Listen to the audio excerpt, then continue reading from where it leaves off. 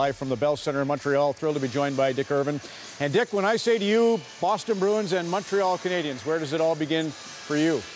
Well, interestingly enough, Ron, my dad had coached Montreal 11 years, but he had commuted between Regina and Montreal.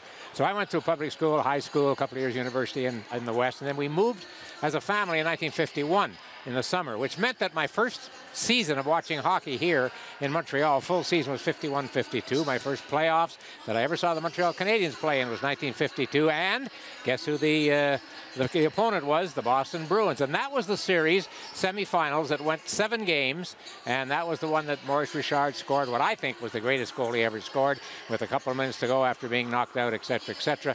And there was that famous picture of him and Sugar Jim Henry shaking hands, two battle-bloodied warriors, when the game was over, the Boston goalie. Then the next year, Montreal makes the finals. Who do they play? The Boston Bruins. Elmer Locke scores the winning goal in overtime. 54 the next year, first round Boston. 55 right after the Richard riot, and with the Rockets suspended, they play Boston in the first round, and that was the series which Don Cherry played in, and that's one of the few things that I'm proud of in my life. I saw him play his one NHL game. So it started early for me, and the beat went on right through to tonight. You mentioned Sugar Jim Henry, who we met in Winnipeg at a great celebration dinner of hockey there, but Milt Schmidt was the guy for Boston, and Elmer Locke centered Rocket on the punch line, and I can't believe, but they were buddies? They like buddies? Milt told me this story, Ron, when I was writing a book. I called him, and they used to holiday together with their wives, and when they were facing off to start the overtime in Game 5 in 1953, and when they played each other, I mean, it was war. It was absolute war between the two of them. Milt and Elmer start talking about where we're going to have the holiday this year. We better make our reservations pretty soon, etc., etc. They dropped the puck. I don't think there was a whistle between that time, and Locke scored 1 point something minutes into the overtime, with Milt sitting beside the net looking sadly at the puck in behind Sugar Jim. Yeah, that was amazing. That was the conversation leading up to the Stanley Cup winning goal. Here's another impossibility. Bobby Orr never beat Montreal in the playoffs? Nope. Apparently not. That's what, 68, 69, and 71. I think he played 3 times. 71 is a series that people remember because the Canadiens weren't supposed to beat the big bad Bruins. Sorry about this, Don, if you're listening. But Boston had finished 24 points ahead of them in the series, but the unknown goaltender named Ken Dryden came along. And the one game that people seem to remember most of all here in Montreal is the game where the Canadiens, Game 2, they lost the first game, down 5-1 in the second period. And they end up winning the game 7-5, and then an improbable 7th game victory, and they beat the Bruins. So, you know, it seems that every time these teams play in the playoffs, there's something special to remember. Not every time, but almost every time, and there's so many historical things that have happened. And poor Don, obviously 79 is the too many men on the ice, but you remembered an interesting thing, because Dick, you saw Doug Harvey, you saw Bobby Orr, you saw Larry Robinson in the trio, and you picked out a name from that 79 game, because we all remember Lemaire tying it, but you said the guy who played a pivotal role on the winning goal in overtime maybe doesn't get the recognition. Yeah, it was Serge Savard. The Bruins had a break.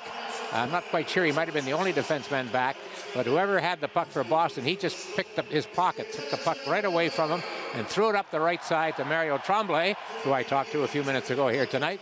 And Mario went down, passed into the crease to Lambert, and they scored the winning goal in Game 7. No team, that's the one thing that Montreal, poor Don, he could never beat the Canadiens in the finals. But again, I don't know of any team in hockey history that had 3 defensemen, Robinson, Savard, Lapointe, the equal of those 3, you know, playing for them all at the same time. A major reason that they won 4 straight Stanley Cups. And I think of my time, Dick, I can't remember a crazier minute than when Patrick Roy came on for the morning skate in the 94 Boston-Montreal. What do you remember about that? Well, let me see, it was Game 4, before Game 4, and he had a terrible stomachache. And he went to Gaetan Lefebvre, the trainer, said, I'm not well. So they took him right to Dr. Kinnear. They examined him, and they gave him MRIs or whatever they gave him, and they said they thought his appendix. They were going to have to take out his appendix. So he didn't play that night, Game 4. In Montreal, Boston wins, the series is tied, and they go back to Boston for Game 5. Patrick wakes up that morning, not a pain, after 2 days of big pain, and he played that night, I think maybe one of the best games I ever saw him play. He stopped 60 shots. Kirk Muller scored after 17 minutes of overtime, and the Canadiens had a 3-2 series lead. But Boston was the better team, and they just kept it going, and they won both Games 6 and 7 and won the series. And after the playoffs were over, Patrick had his appendix out. You know, Dick, it's interesting. The banners, they just turned the lights off behind you there, but we see the Cup banners, and we all thought that the mystique would vanish when the Canadiens no longer won the Cup every year or 2 years. But It's been 20, and it's just nuts in Montreal and all over the country for the Canadians. So what is it? Well, sometimes I can't believe how big it has become. But you're looking at two teams here tonight, Boston and Montreal, that I think, I mean, the beat goes on for both of these teams. I think it's the game, Ron. I mean, really, I've got a scrapbook clippings from 100 years ago when my father was playing amateur hockey in Western Canada in Winnipeg. And it was front page news. Hockey was front page news in Canada 100 years ago, and it still is. And these two teams represent traditions that have been going on a long time. You know, Boston has 90 on their sweaters this year, their 90th anniversary, and they just epitomize the game maybe better than any two teams, certainly all of the old six do. But I just think it's the game. People love the game, they love their teams, and they continue it. I just hope that for the sake of fans in many years to come that doesn't change and it gets better. Probably won't. And, you know, just putting that B on your sweater, it seems to make you a better hockey player, and obviously the CH does that for you. And the Order of Canada looks pretty nice on you too, Dick. Congrats on that. Thank you. Dick Irvin joining us from Bell Center as we get set for game number 6.